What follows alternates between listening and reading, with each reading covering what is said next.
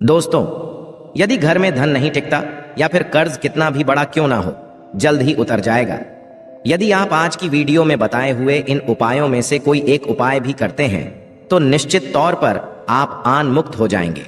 दोस्तों, कर्ज का सिर पर होना जिंदगी को मुश्किल में डाल देता है। कर्ज मुक्त जीवन ही सबसे खुशहाल जीवन होता है। कर्ज लेना जितना आसान होता है, कई बार उसे चुकाना उतना ही मुश्किल हो जाता है। कई बार कर्ज के पश्चात उसे लौटाना भारी पड़ता है और पूरी जिंदगी कर्ज चुकाते चुकाते खत्म हो जाती है। किसी भी व्यक्ति के लिए कर्ज बहुत बड़ी समस्या होती है। कर्ज में डूबा हुआ व्यक्ति सदैव चिंता में रहता है। कर्ज होने पर उसका पूरा परिवार कष्टों का सामना करता है। कर्ज की वजह से मानहानि, पैसों की तंगी और पारिवारिक कलह झेलने पड़ते हैं। कर्ज में व्यक्ति अपने और अपने परिवार के लिए मुसीबत बन जाता है। कर्ज लेते हुए समस्या के बारे में सोचने की, सावधानियां बरतने की आवश्यकता होती है, नहीं तो इन मुश्किलों को टालना नामुमकिन सा लगने लगता है। हमेशा ध्यान रखें, आप कभी भी मंगलवार या शनिवार के दिन कर्ज ना लें, क्योंकि इस दिन लिया कर्ज उतारने में काफी दिक्कतें आ सकती हैं।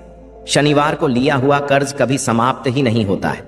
शनिवार के दिन ना तो कर्ज के लिए आवेदन करें और ना ही कर्ज के कागजात पर हस्ताक्षर करें। कर्क, तुला और मकर में कर्ज लेने पर वो शीघ्र उतर जाता है, परंतु इस समय में कर्ज ना दें। कर्ज लेते समय चरल में 5वें और 9वें स्थान में शुभ ग्रह और 8वें स्थान में कोई भी ग्रह ना हो, वरना कर्ज बढ़ता ही चला जाएगा।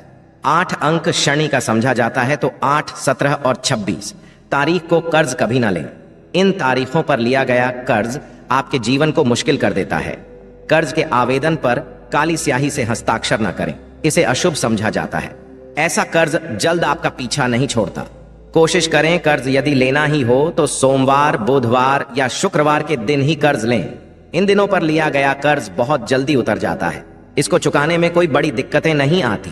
कर्ज के लिए आवेदन करते समय, हस्ताक्षर करते समय हमेशा ईश्वर का स्मरण करें। ईश्वर से कहें, हे प्रभु, ये धन भी आपका है और मैं भी आपका हूं, इसे चुकाने में मेरी सहायता करें। ऐसे कर्ज जल्दी छुटकारा मिल जाता है, परंतु कई बार कर्ज में व्यक्ति बुरी तरह फंसता चला जाता है, कोर्ट कचहरी के मामलों में उलझ जाता है। यदि ऐसा कुछ हो जाए तो ऐसे में आप कुछ उपाय कर लें। कर्ज से मुक्त होना आसान नहीं, परंतु कठिन भी नहीं है। कर्ज कितना भी बड़ा क्यों ना हो, अवश्य उतर जाएगा। तो आज की वीडियो में हम आपको बताएंगे कर्ज मुक्ति के कुछ आसान उपाय, कुछ उपाय पान जो कि बीड़े में उपाय किया जाता है, उस पत्ते को लेकर कर सकते हैं। आगे पहले आपसे रिक्वेस्ट करते हैं कि वीडियो को लाइक जरूर करिएगा, दोस्तों को कर दीजिएगा, और यदि आपने अभी तक चैनल को सब्सक्राइब नहीं किया है तो चैनल को सब्सक्राइब करके बेल आइकॉन अवश्य दबाइएगा। पान को हिंदू धर्म में लगभग सभी कार्यों में शुभ समझा जाता है।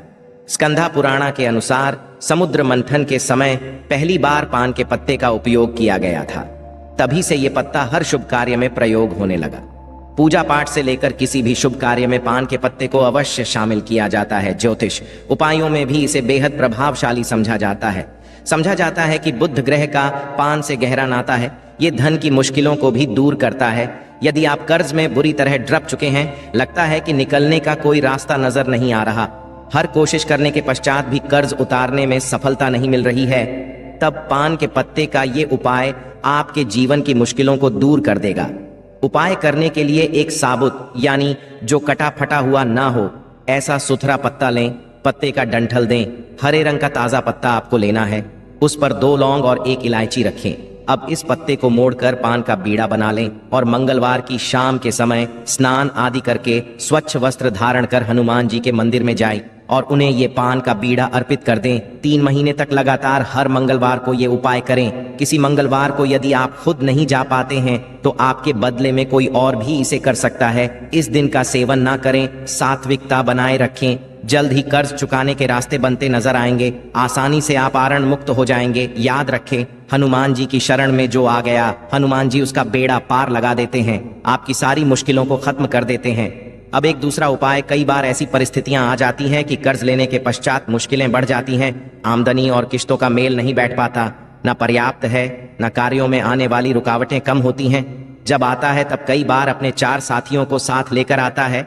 नौकरी व्यवसाय में उसी वक्त दिक्कतें आनी शुरू हो जाती हैं। पैसे कई फंस जाते हैं। शुभ कार्यों में अड़चने आती है। सगे संबंधी मुंह फेर लेते हैं। लगता है कि आप चारों ओर से घिर चुके हैं। तब ऐसे में एक छोटा सा उपाय अवश्य करके देखिए। इस उपाय के लिए भी आपको एक पान का पत्ता लेना है। साबुत का ताज़ा हरे रंग का पान का पत्ता लीजिए। डंठल हटा इस पत्ते के चिकने साइड को नीचे कर दें और खुरदरे साइड को ऊपर करें। उस रूखे साइड पर 2 लौंग रखें। अब सावधानी से दोनों हाथों में इस पान के पत्ते को उठाकर बहते हुए पानी में प्रवाहित कर दें। हाथ जोड़कर ईश्वर से प्रार्थना करें कि जो आपके काम में रुकावटें आ रही हैं, जो आपके जीवन में मुश्किलें आ रही हैं, वो इस पान के पत्ते के साथ बह जाएं। वो बहता हुआ आपकी तमाम परेशानियों को अपने साथ बहा ले जाएगा। जल्द परेशानियां दूर हो जाएंगी, कार्यों में सफलता मिलनी शुरू हो जाएगी, हर संकट से बाहर निकलने का रास्ता सामने दिखने लगेगा। बहुत ही कारगर उपाय है, अवश्य आजमा कर देखें। और एक उपाय जो आप नवरात्रि में कर सकते हैं, आपके ऊपर यदि कर्ज बढ़ता जा रहा है तो आप नवरात्र में जितने दिन हो सके रोज पान के पत्ते पर हीम लिखकर मां दुर्गा को अर्पित कर दें। नवमी आप उस पान के पत्तों को अपने तिजोरी में रख दे और एक छोटा सा बताते हैं, आप खुद या आपके घर का कोई भी सदस्य, कोई महिला सदस्य भी आपके बदले में कर सकती है। परंतु महिलाएं हनुमान जी को छुए नहीं। पारण मुक्ति के लिए मंगलवार की रात एक विशेष उपाय किया जाता है। उपाय वाले दिन नमक न खाएं, सेंधा नमक खा सकते हैं। इस दिन बिना लहसुन प्याज का खाना खाएं। रात में 11 बजे से 1 बजे के आपको ये उपाय करना है। रात के समय चारों ओर शांति होती है और आप प्रभु से आसानी से जुड़ पाते हैं। घर में हनुमान के सामने आप आसन लगाकर बैठ जाइए, दीपक जलाएं, हनुमान जी को लाल पुष्प अर्पित करें और फिर 11 बार हनुमान चालीसा का पाठ करें। ये उपाय नियमित रूप से आपको कम से कम 11 मंगलवार तक करना है। जल्द ही कर्ज से छुटकारा मिल जाएगा। 11 हफ्तों तक, हर हफ्ते में एक दिन मंगलवार को आपको ये उपाय करना है और रात को बजे से 1 बजे के बीच ही करना है। जल्द से जल्द आप कर्ज से मुक्त हो जाएंगे। पुरुष मंगल दिन दक्षिण मुखी हनुमान जी को सिंदूर अर्पित करें। महिलाएं लाल पुष्प अर्पित करें। घर में 3 बार सुबह शाम शंख अवश्य बजाएं और प्रभु से आन मुक्ति की प्रार्थना करें। आसान सा परंतु बहुत प्रभावशाली उपाय है। ये कर्ज मुक्ति के लिए कुछ और उपाय भी आप कर सकते हैं।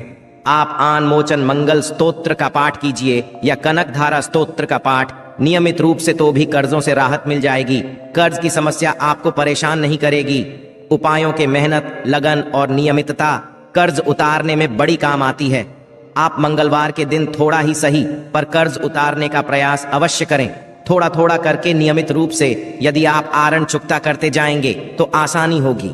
छोटी रकम ही सही परंतु कर्ज चुकता करने के लिए अलग से निकाल कर रख दें या चुकता करें। कर्ज जल्द ही उतर किसी व्यक्ति के घर पर यदि नकारात्मक शक्तियों का वास हो चुका है तो यकीन मानिए उसके घर कभी भी बरकत नहीं हो सकती है। उसके घर के लोग आपस में लड़ाई करते रहेंगे, धन के सारे मार्ग बंद हो जाएंगे, घर के खर्चे बढ़ जाएंगे, कर्ज के माया जाल में वो फंसता चला जाएगा।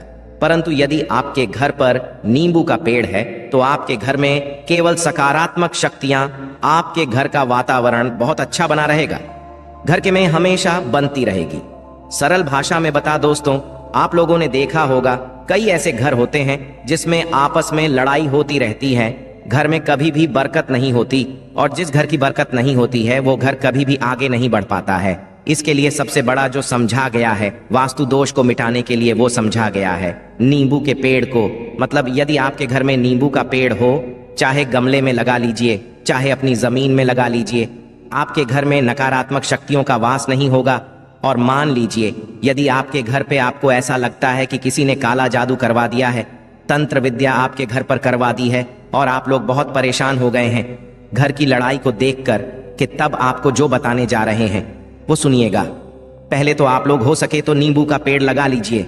नींबू तो रातों रात उगता नहीं है, इसके लिए आपको थोड़ा इंतजार करना होगा। धीरे धीरे नींबू का पेड़ बढ़ना शुरू हो जाएगा। जब जब नींबू बढ़ता जाएगा आपके घर पर सकारात्मक ऊर्जा का वास हो जाएगा, यानी कि माता लक्ष्मी का वास हो जाएगा और नकारात्मक शक्ति का अंत हो जाएगा। तो इसका दूसरा उपाय ये बताया गया है कि हिंदू पुराणों के हिसाब से कि आपको अपने घर के चारों एक एक नींबू रखना है। आपको उलटी दिशा में, मतलब सीधी दिशा में नहीं पाए, दिशा से 7 चक्कर मारने हैं। शनिवार के दिन करना है और ये नींबू जाकर कि किसी भी नदी या तालाब में बहा देना है।